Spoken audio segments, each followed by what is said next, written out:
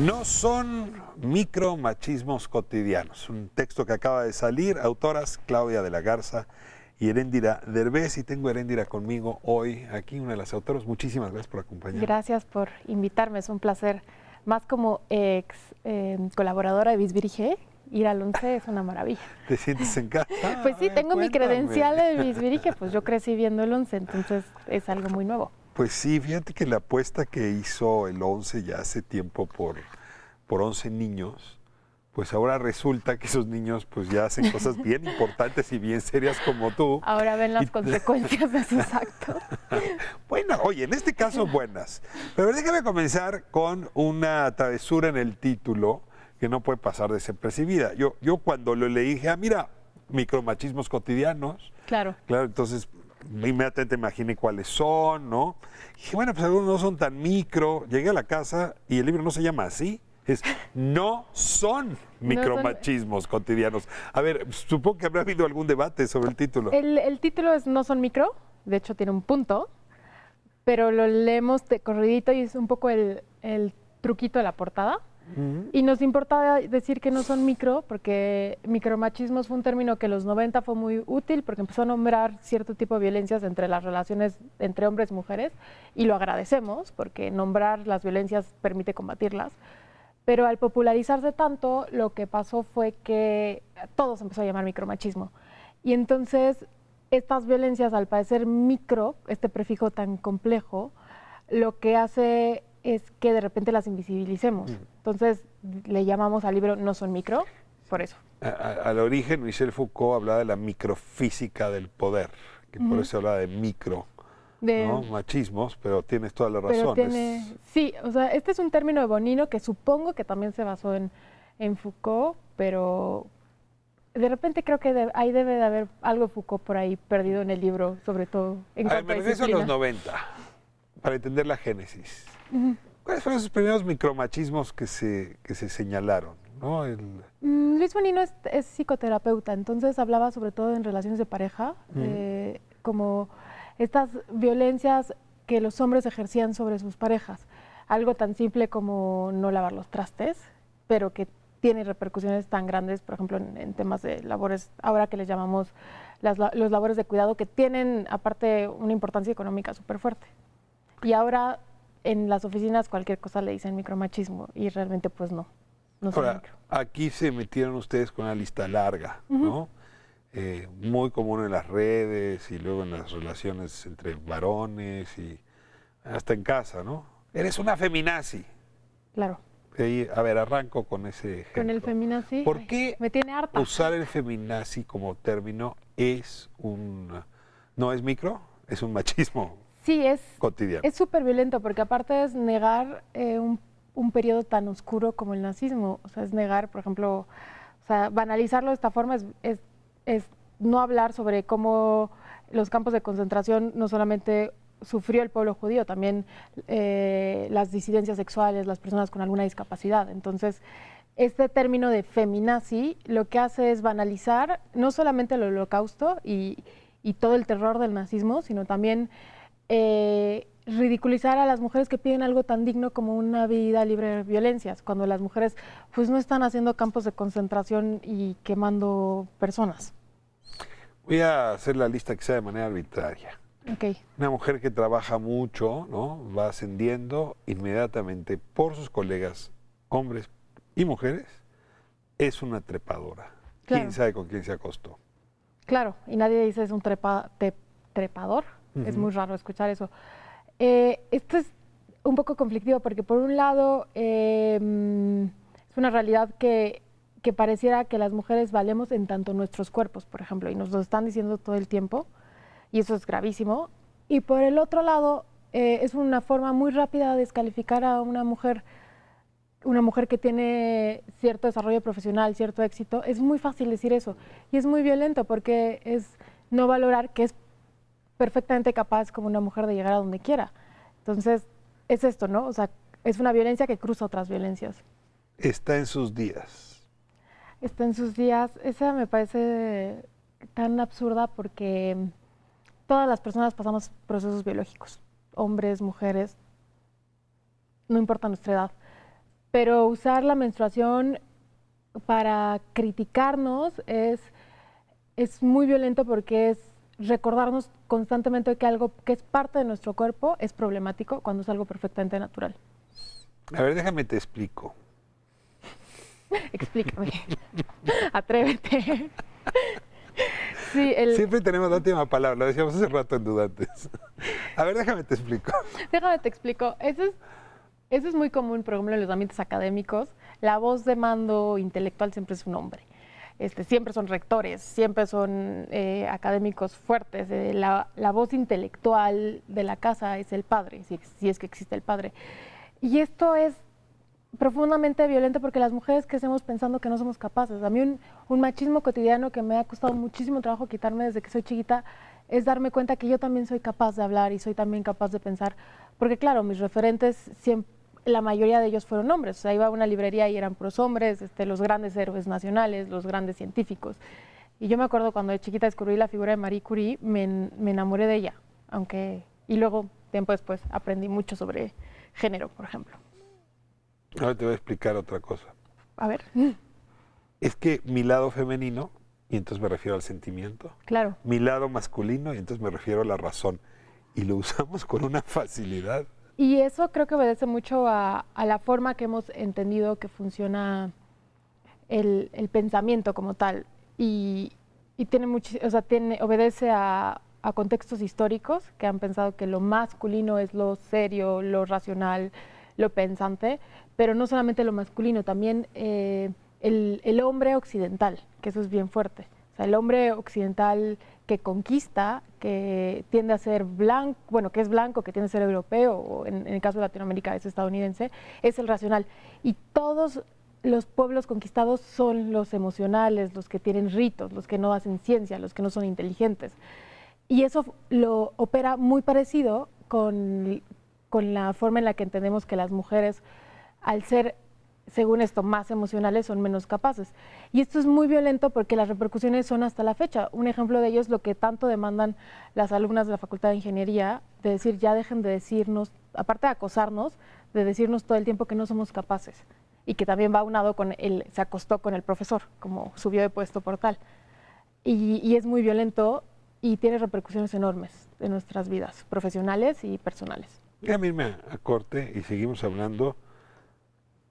Creo que está muy claro que no es micro. Es inmenso. Esto está todos los días en nuestra cotidianidad, a toda hora, en cualquier circunstancia. Y es abrumador. Es abrumador. Es un gran título, es un gran libro. Vamos a corte y seguimos hablando sobre los machismos cotidianos. Tenemos de vuelta con Heréndira Derbez, hablando de estos machismos que hoy nos están obligando pues a todas las partes a revisarnos. Al poder también.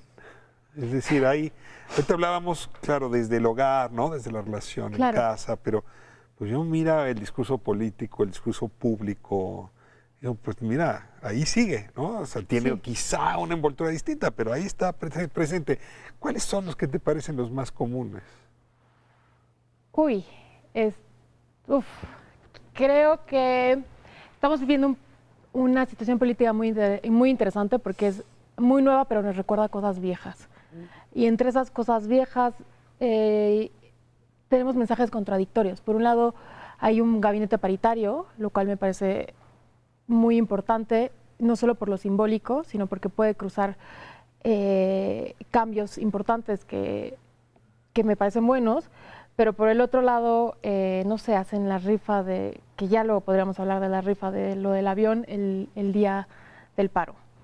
Por un lado, hay cosas que me parecen muy buenas, como que la secretaria de Gobernación diga, tenemos que por justicia social despenalizar el aborto en todo el país, pero por el otro lado le quitan presupuesto a las estancias para los albergues de mujeres o las estancias infantiles. Entonces, es muy extraño porque por un lado queremos, y muchas mujeres yo creo que apoyaron este gobierno creyendo que podía haber una oportunidad importante en temas de eliminación de violencia en contra de nosotras, violencias grandes como terminar con la impunidad a los feminicidios o violencias que les llamamos micro como los trabajos de cuidado y las estancias infantiles. Pero por el otro lado, los mensajes que te digo que son tan contradictorios tienen repercusiones enormes en la agenda. Entonces, ahora la idea que se maneja es que, bueno, claro, las feministas son la oposición y quieren desmantelar al gobierno, y entonces partidos que se han dedicado a no promover nuestros derechos, sino limitarlos, como temas de disidencias sexuales o de aborto, ahora se suman. Y entonces es muy complejo porque parece que están tratando entre domesticar y cooptar, pero lo que deben de saber es que no va a ser posible, porque las mujeres llevamos muchos años saliendo a la calle y cada día evidentemente estamos más enojadas porque la impunidad se va acumulando, y entonces los machismos cotidianos que podemos ver en los medios, en temas del poder político ahora son,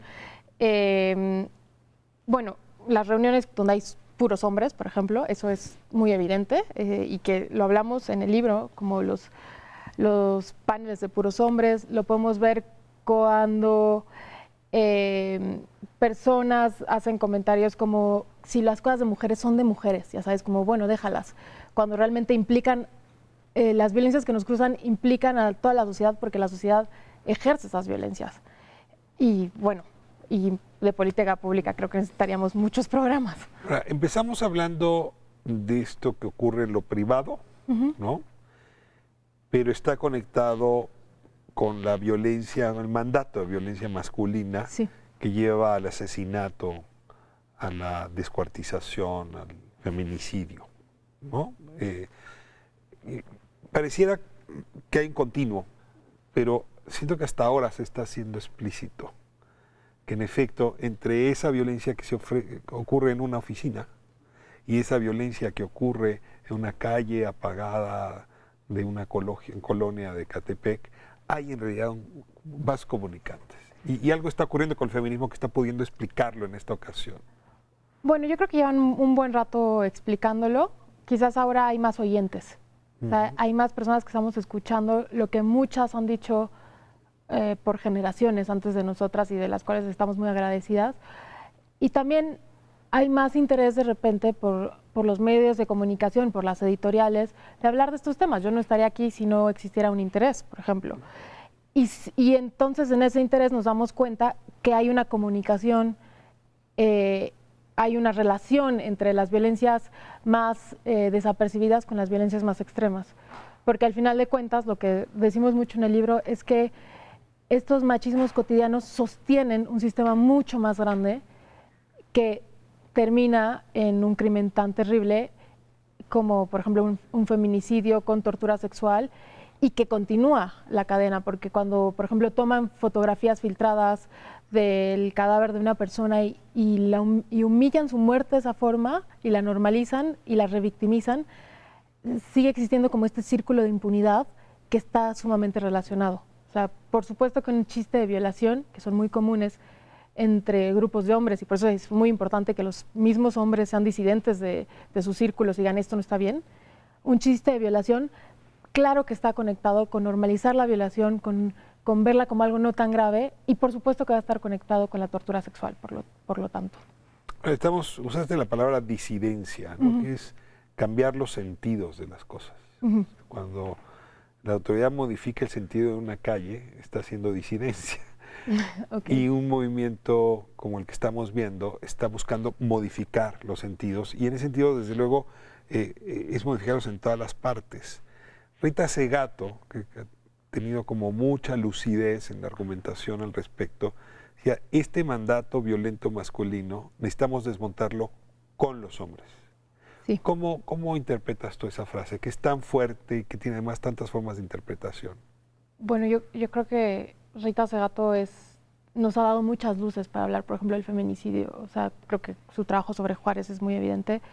Y cuando habla acerca de las violencias que cruzan a los hombres y las perpetúan, que de repente sacan sus frases de contexto, entonces dicen, ven, tienen que juntarnos en todas partes, cuando una mujer pide un espacio separatista, lo cual, o sea, malinterpretan a Segato para decirlo. Yo creo que lo que está diciendo, que lo están diciendo otras feministas y es muy importante, es que el trabajo de los varones el trabajo que tienen que hacer los varones es básico. Uno, porque ellos también cumpliendo este mandato de masculinidad se están haciendo mucho daño. Y dos, porque están reproduciendo estas violencias. O sea, cuando un padre le dice a su hijo, no llores, porque eso es de niñas, lo que está haciendo es, aparte de causarle profundo dolor a su hijo, es uno, hacer sentir que es menos importante ser mujer, regresando a la conversación primera de las mujeres son emocionales, y la otra es negarle la posibilidad de que conozca sus sentimientos y nombre lo que siente. Entonces ahora convivimos con adultos que no saben cómo tratar su dolor o su coraje y por eso son violentos. Entonces, por supuesto que es un trabajo que involucra a muchas personas, involucra a las personas no binarias, involucra a las mujeres, involucra a los varones, pero por supuesto que en un sistema patriarcal los beneficiados son los varones, sobre todo los varones que son cisgénero y que son blancos y que son heterosexuales, sobre todo. Entonces sí, es un trabajo en conjunto, pero creo que es muy importante que los hombres entiendan que nosotras no estamos para hacerles la tarea. Sábado, domingo y lunes que vienen, 8 y 9. ¿Qué te esperarías? Si pudieras pedir un gran deseo, ¿cuál es ese deseo de esta dupla de días? Pues que creo va a tener una participación muy impresionante si la intuición no me falla. Yo un gran deseo que tengo hacia el gobierno de la Ciudad de México es que no manden mujeres a reprimir mujeres. Eso me parece una de las escenas más violentas que demuestran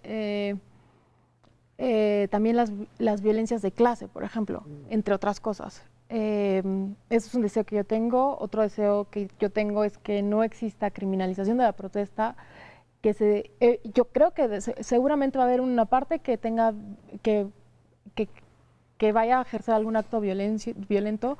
Entiendo de dónde viene su rabia, no voy a decir que están mal, entiendo de dónde vienen. O sea, si yo soy una madre con una hija desaparecida o asesinada que está exigiendo justicia, lleva años con su carpeta de investigación dándole vueltas, entiendo su coraje, pero sí me preocupa muchísimo que la retórica del día siguiente de los medios y del gobierno o de la noche sea estas vándalas están destruyendo el patrimonio, son lo peor, cuando su demanda es tan justa y la rabia que pueden tener muchas mujeres.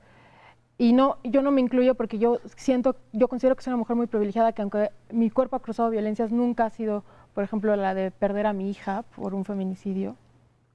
Yo creo que la rabia de estas mujeres es muy digna y creo que mi deseo más grande sería escuchar por qué es y encontrar razones, encontrar formas para no solamente encontrar justicia para las personas a las cuales buscan o ya no están con nosotras, sino también para evitar que eso vuelva a pasar. Creo que ese es mi mayor deseo, que se acabe con la impunidad y sobre todo se logre que esto ya no vuelva a pasar, que también, de hecho, lo habla Rita Segato. Acabar con la impunidad es importante para prevenir, para limitar este círculo de violencias. Muy bien, pues Elinda, te agradezco muchísimo la presencia tuya aquí, este texto en colaboración con Claudia de la Garza. Corra, porque se lo están llevando todos en las librerías en estas fechas. Espero que Grijalbo haga suficientes ediciones porque es una reimpresión seguramente texto formidable, fresco, bien escrito, bien diseñado, muy puntual, en fin. Creo que se agradece contar con una suerte manual de este tipo.